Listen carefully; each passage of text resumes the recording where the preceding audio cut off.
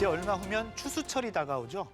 북한은 만성적인 식량난에 시달리고 있다는데요. 올해는 상황이 어떤지 살펴보겠습니다. 네, 함께 하실 두 분입니다. 어서 오세요. 안녕하세요. 네, 북한의 농사, 식량 얘기할 텐데요. 농사 측면에서 북한은 지금 어떤 시기인가요? 저도 이제 북한에서 농사를 좀 지어봤는데요.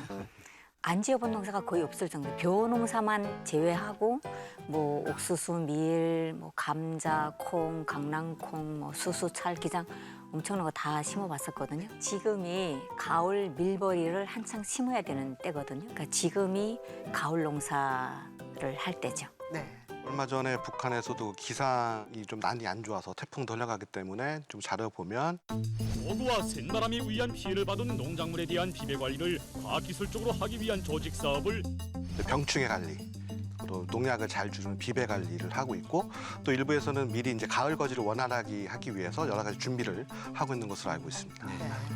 북한의 식량 상황을 유추해 볼 수 있는 여러 관측들이 나오는데요. 얼마 전에는 북한 주민들의 영양 부족이 심각해졌다는 국제기구의 조사 결과가 나오기도 했습니다. 네, 지난 7월에 발표된 2023 세계 식량 안보 및 영양 현황입니다.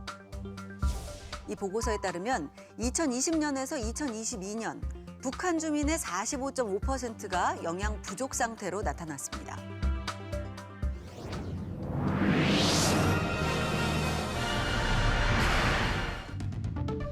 하지만 비슷한 시기 북한 TV에서는 대형 염소 목장을 소개하면서 지난해보다 유제품 생산량이 1.5배 늘었다고 선전했습니다. 앞으로 저제품 생산을 결정적으로 이루기 위한 실질적인 대책을 세우고 저 생산량을 2배 이상으로 끌어올리기 위한 사업을 계획성 있게 밀고 나가고 있습니다. 한편 국가정보원은 최근 북한에서 식량난이 심각해지면서 강력범죄가 늘고 있다고 전했습니다.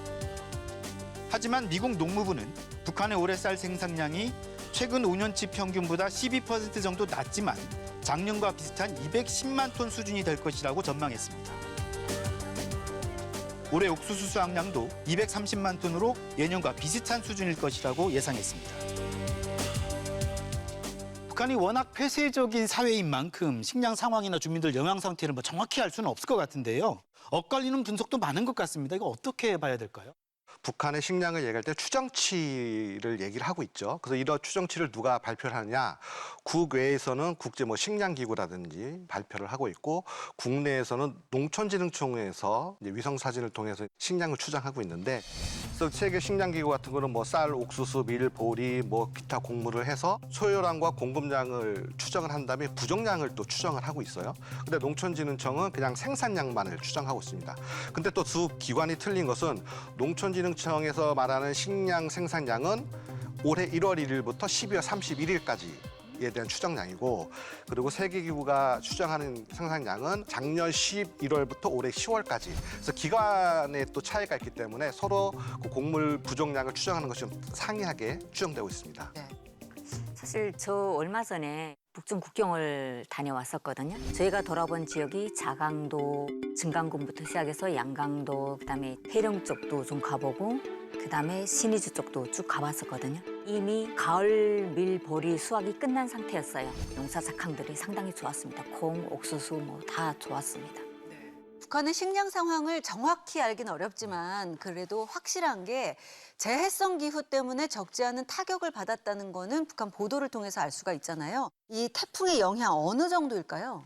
예, 남한에서도 태풍 6호 때문에 많은 피해를 입혔고요. 또 그것이 북한에도 예외일 리는 없었죠. 그래서 그 노동신문 8월 14일자에 따르면 김정은 위원장이 그 강원도 안병군 오계리 일대 그 태풍 피해 현장을 방문을 했습니다. 그 원인을 살펴보니까 그 하천이 하나 지나가는데 그 하천에 제방이 뚝이 무너지면서 그 물이 농경지를 침수시켰고 그 면적이 한 200헥타, 그 평수를 한 사람 한 60만 평이니까 좀 적지 않은 면적이겠죠. 그나마 그래도 드물게 있는 평야지대인데 그쪽에 피해를 입었으니까 그쪽에 그 강원도에 식량 수급에 좀 차질이 생기지 않을까 그렇게 좀 조심스럽게 추정해 봅니다.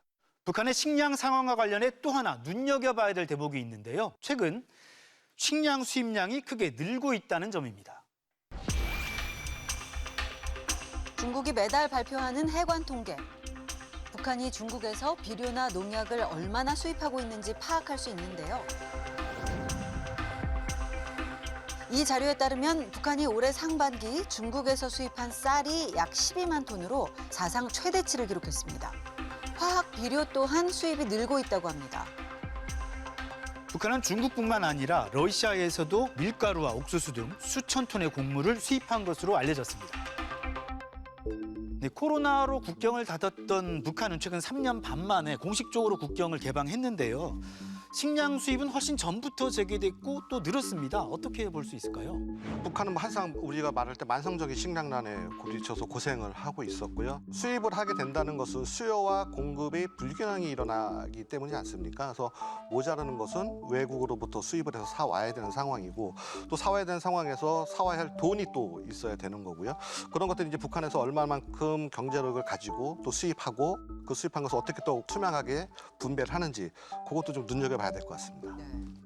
사실 저희가 이제 내부 소식들을 취합하다 보면 2022년 하반기부터 상당히 많은 쌀, 밀가루 이게 수입 품목이 대부분이 들어가고 있거든요. 거의 대부분 경공업 공장들에 다 들어간 걸로 확인을 했습니다. 그러니까 아마도 북한이 그동안에 이미 코로나 이전에 했던 경공업 제품들이 중단이 되니까 수입되는 그런 모든 쌀, 밀가루, 기름 이런 것들을 다 경공업 부문에 돌린 것 아니냐. 옥수수 같은 경우는 주로 이제 술 뽑고 그 나머지는 또 축산 쪽으로 찌꺼기는 축산으로 돌리고 이런 걸로 조사되고 있습니다. 네. 자, 이 북한의 식량난, 만성적이라는 표현을 쓰실 만큼 어제 오늘의 일은 아닌데요. 김정은 위원장은 집권 이후에 이 식량 문제 해결을 위해서 다양한 노력을 기울여 왔습니다. 당의 웅대한 농촌혁명 강령을 심장마다에 간직하며 모내기가 한창이던 지난 5월 초 조선중앙TV 보도입니다. 현장에 무인기가 등장했는데요. 논에 비료와 농약을 뿌리기 위한 거랍니다. 무인기로 주기를 진행하여 병모의 생육을 개선하고 모내기 속도도 보장하고 있습니다. 노동신문은 모내기 기계도 소개했는데요. 신형의 고속 영양 모내는 기계로 모내기 시기를 앞당길 수 있었다고 보도했습니다.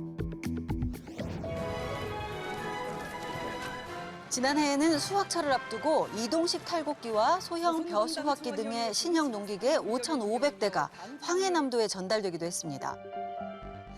해주광장의 농기계가 늘어선 모습이 진풍경이었죠. 정말 역사에 없는 황해남도의 기계바다가 펼쳐졌습니다. 우리 황해남도 인민들은 정말 행복한 인민이며 긍지 높은 인이라고 봅니다.